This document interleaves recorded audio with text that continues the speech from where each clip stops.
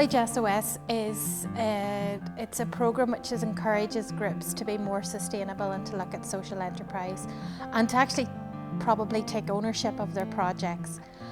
Village SOS here in Northern Ireland was rolled out through the Rural Community Network. Rural Community Network was set up really back in 1991 to really articulate the voice of rural communities and to, I suppose, champion the needs and issues that rural communities actually were facing at that time. A lot of villages and areas face the same common problems and issues within their village, so most of them haven't got a shared space, for example, and I suppose shared space in Northern Ireland is very, very different from probably what it would be in England.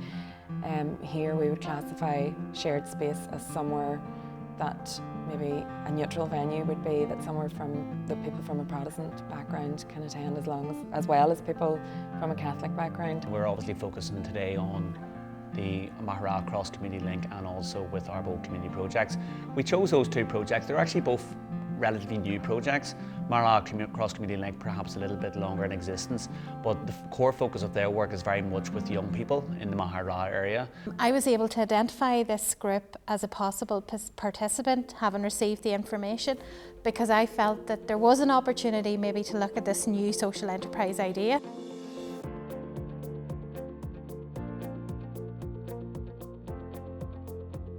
Mahara Cross Community Link, it's about learning children new skills, learning adults new skills, but most importantly to me, it's about having the food bank. It's about people knowing that this is a safe place where their children can come to. I think the physical location to me is quite important, being right in the centre of the town. Mahara it's a rural community. And in Northern Ireland, it's important to reach all sides of the community. It doesn't have any stigma attached.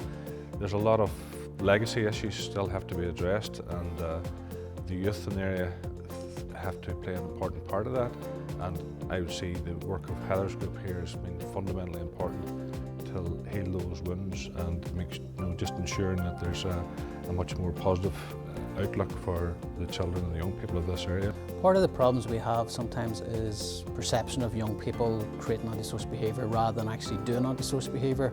So projects like this take the young people from the street, they engage them in positive activities, they engage them in healthy eating, physical exercise, they engage them in creative, and also encourage them to take more ownership of their role within the community.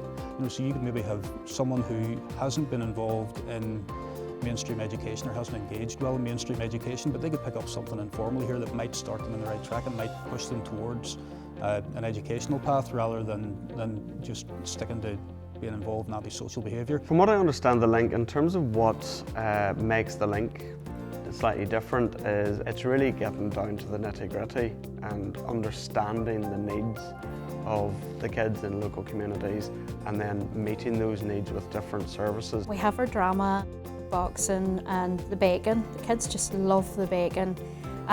We have adult classes as well, but they're all on in the evening time. We keep asking them what they want to do themselves, and some of them, maybe when we start a class like the knitting class, some of them want to do it and some of them think, no, I'm not doing that. But once it starts, they will do it. You know, they're always willing to give it a try.